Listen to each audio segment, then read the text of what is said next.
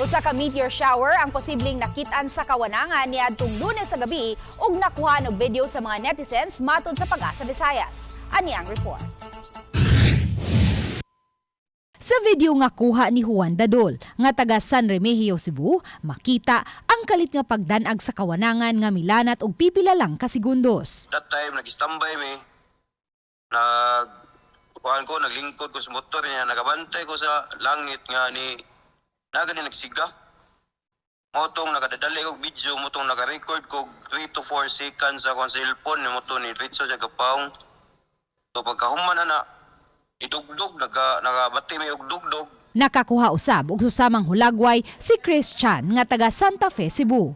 Sama ni Dadol, nakadungog usab og kusog nga buto sila si Christian ug ang iya mga kabanay dihang nakita nila ang maong pagdanag sa kawanangan. Matod ni Engineer Quiblat, panguo sa PAGASA Visayas Regional Services Division, wala may mipalupad og rocket ug wala usab sila'y nasayran nga may natagak nga debris sa wala na mag-function nga mga satellite.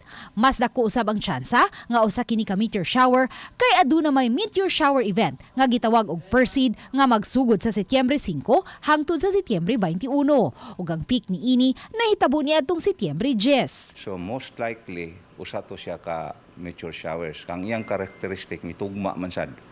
Kay ang karakteristik sa meteor showers mag-display na siya og incandescent streak of lights sa atmosphere nga lain-laing color, green, blue, red. Dugang ni Engineer Quiblat, gawas nga mas kusog ang pagtugpa sa meteors, madungog usab ang sipa nga buto ni ini. Hinuon matod sa PAGASA, gikinahanglan pa og ebidensya kung tinuod man nga may meteorite nga mitugpa sa usa sa mga isla haduol sa merang bahin sa Sugbo. Uban ni Marlon Melgazo, Luan Merondina,